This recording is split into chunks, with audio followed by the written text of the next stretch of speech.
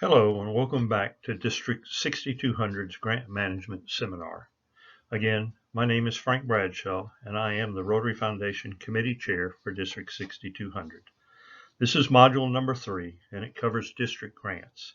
It is the third of the 3 videos in the Grants Management Seminar program. Here's how the seminar will proceed. First, you will watch a video as you are doing here. There are 3 videos in the Grant Management Seminar. After you watch a video, take the review quiz. You will need to use SurveyMonkey to take the quiz, and the link to SurveyMonkey is found in the district's website. After you have completed all 3 quizzes, email me at the address shown on the screen. Give me your name, the name of your club, and your club position for the coming Rotary year. This way, I will be able to give you and your club the proper credit for this training. Let's cover a few of the significant points regarding district grants. First, let's take a moment to review again what a club must do to be eligible to receive a district or a global grant for the upcoming grant cycle. To become qualified for this grant cycle, your club must agree to implement the club Memorandum of Understanding, have at least 2 club members participate in a grant management seminar, enter the club's Rotary Foundation giving goals in Rotary Club Central, appoint a club foundation committee chair and advise RI and the district office of the name and contact information for this individual, be current as to Rotary International and District 6200 dues, and all previous district grant projects undertaken by the club have been successfully closed out. In contrast to global grants, district grants can fund small-scale, short-term activities that address needs in your community and communities abroad. You can use district grants to fund a variety of projects and activities. Districts receive these funds as a lump sum and then distribute it to their clubs. As a club, you have a lot of freedom to customize your service projects. There aren't many restrictions as long as your district grant supports the mission of Rotary. Remember that the mission is to enable Rotarians to achieve world understanding, goodwill, and peace through the improvement of health, the support of education, and the end of poverty. Districts may use up to 50% of their district designated funds for district grants. While districts aren't required to request the full 50% amount available, District 6200 normally does do so. Let's talk about District 6200's district grant projects. The maximum grant amount to be awarded will vary between clubs. As I will explain later, the amount is based on a number of factors. Unlike global grants, while District 6200 encourages district grants to be sustainable, it does not require them to be. Also, unlike global grants, clubs do not need to create a separate checking account for a district grant project. Youth service projects are potential district grants. For instance, the cost associated with an Interact activity would be a permissible project.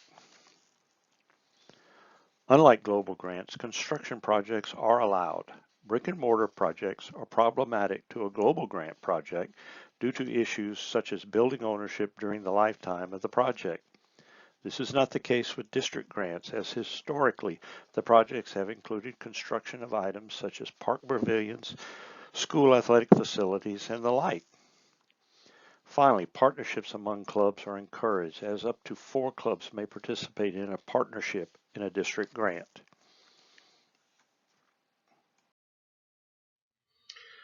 There are a few restrictions associated with district grants, and those are: first, a club is not eligible for a district grant in the coming grant cycle if its previous year's district grant is still open. A grant is open when a club has not filed a final report, or it filed a final report without the necessary supporting paperwork. This is why it is important for the incoming club president to work with the current club leadership to make sure the club has properly closed out its current district grant. Second, a district grant cannot be used to help fund another organization's fundraising activities. For instance, it is not acceptable to purchase a table at a fundraising dinner or to serve as a funding sponsor for a beneficiary's golf tournament. Third, a club's district grant project may be to award scholarships to graduating high school seniors. However, the scholarship award must be paid to the institution in which the student chooses to enroll to ensure the funds are spent as intended. Finally, do not include cash cards of any kind in your district grant projects. The purpose may be well intended, but there is no way to verify the funds are expended in the manner consistent with Rotary requirements. The grant amount range for the upcoming grant cycle will be from $500 to $2,000. This year, the district is modifying its criteria for awarding district grants. For the first time, a club's past 3-year history of support to the Rotary Foundation will be part of that criteria. In many districts, the amount of past giving to the foundation dictates the amount a club is entitled to receive for a district grant. For example, it is not uncommon for a district to give district grants only to those clubs that contribute to the annual fund. District 62 is not that strict. However, having said that, clubs that generously support the Rotary Foundation year after year are eligible to receive a greater district grant amount than clubs who do not systematically support the foundation. Such a process is fair to all concerned.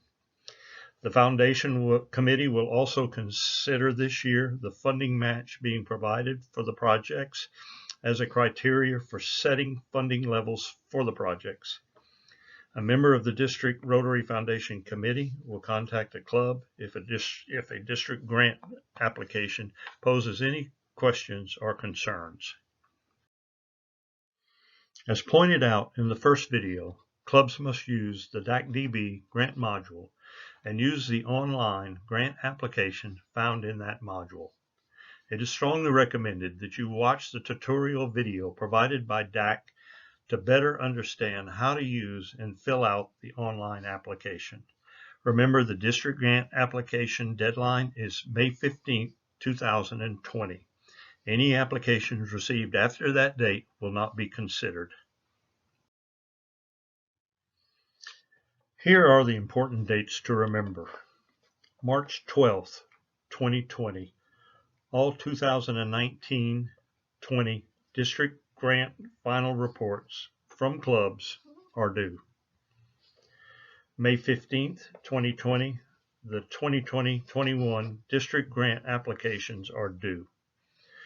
July 1st, 2020, District 6200 block application will be submitted to the Rotary Foundation for approval so that funds to the clubs can be made available as soon as late July or early August. March 5th, 2021 is the closeout date for the 2021 district grants. Now is the time to act. Make sure your club has closed out its current district grant. Go to DAC-DB, the grant module, and watch the tutorial video and become familiar with the online process. And make sure that your 2020-21 grant application is submitted by May 15th, 2020. As we have talked at the end of the previous videos, here are some resources to help you through the grant process.